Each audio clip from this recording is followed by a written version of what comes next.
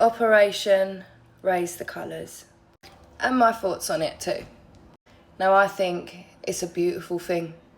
And the reason why I think it's a beautiful thing is because it is now igniting the pride that many of us have so lost over the years. And you know what I find so beautiful about it? My 11-year-old boy woke up and he looked out of his window and saw the England flag flying very, very proudly. And we were going into town, I'm in the car, and there's so many flags up and down our road. And he asked me, he said, Mum, he goes, why is there so many flags up? And I said to him, they're being raised for you, my boy, you and other kids like you, so you can be proud of your heritage and culture. To which he said, what is British culture, Mum? What is English culture?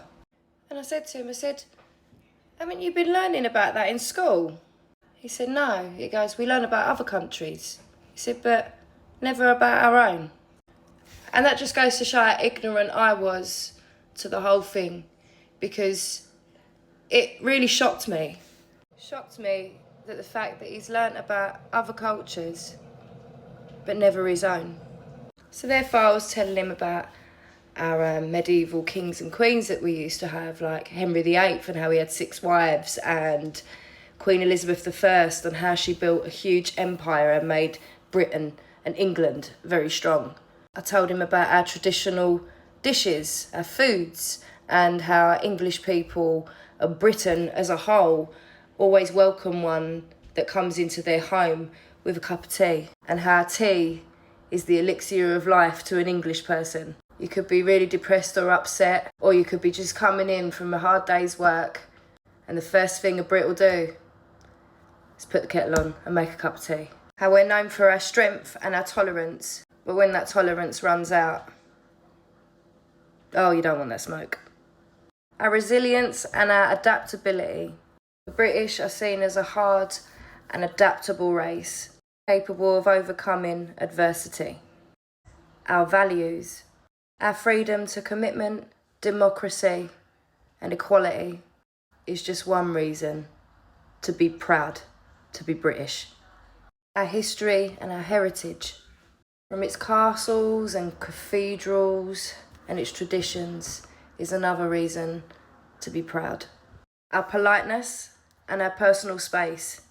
Britons are known for their personal politeness, our pleases and our thank yous, and apologies that are used frequently, like you walk past someone and you brush them on the shoulder or whatever. Oh, sorry. We value our privacy and our personal space, so it is deemed impolite if you invade that personal space, especially during a conversation. Although it's a good thing to be on time for events, appointments and so forth, the saying fashionably late is something us Brits are known for. It's okay to arrive somewhere just a little bit later, but just not too late. Our reserved communication. Now this one. Many, if not all, Brits are indirect communicators with a tendency towards understatement. Reading between the lines is often necessary, like saying something is, that's not bad, usually means, that's pretty bloody good. Small talk.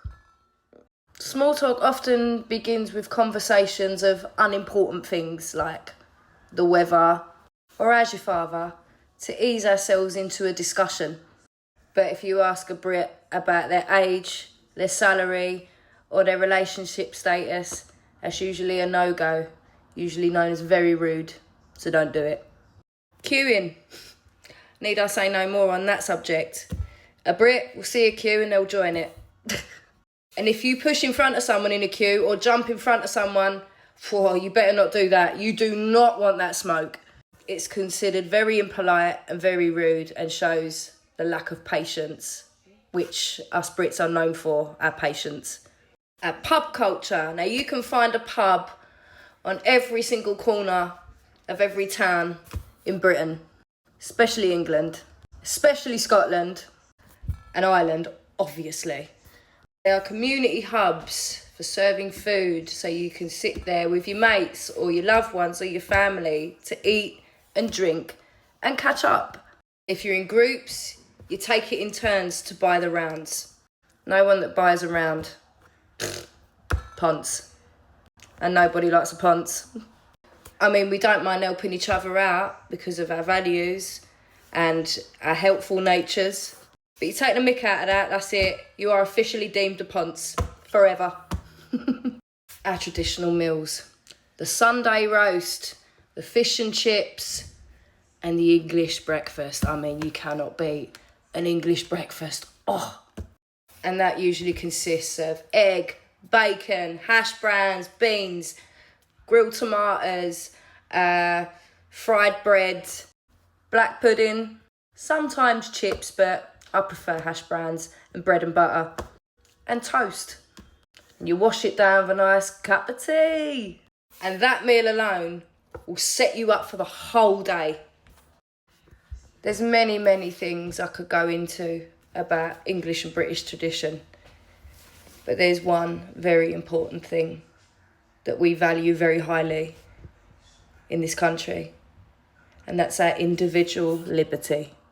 What I mean by that is every individual in this country have the freedom to express their thoughts, their beliefs, and opinions.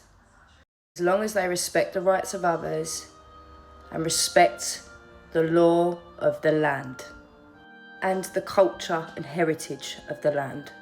As I said earlier, we're very tolerant and we're very respectful, but we expect the same back. And I think that's pretty reasonable, don't you? So it was nice teaching my son all that. It put a smile on his face. He ended up making his own flags and he wanted to learn more. And it gave me and my son a chance to discuss a topic as a family. Now that to me is unity. And this is what it's all about. Raising the colours. And be bloody proud of your roots, governor. Because we are a great nation after all. And that's the message that we want to send out there. Operation Raise the Colours. Well done, boys.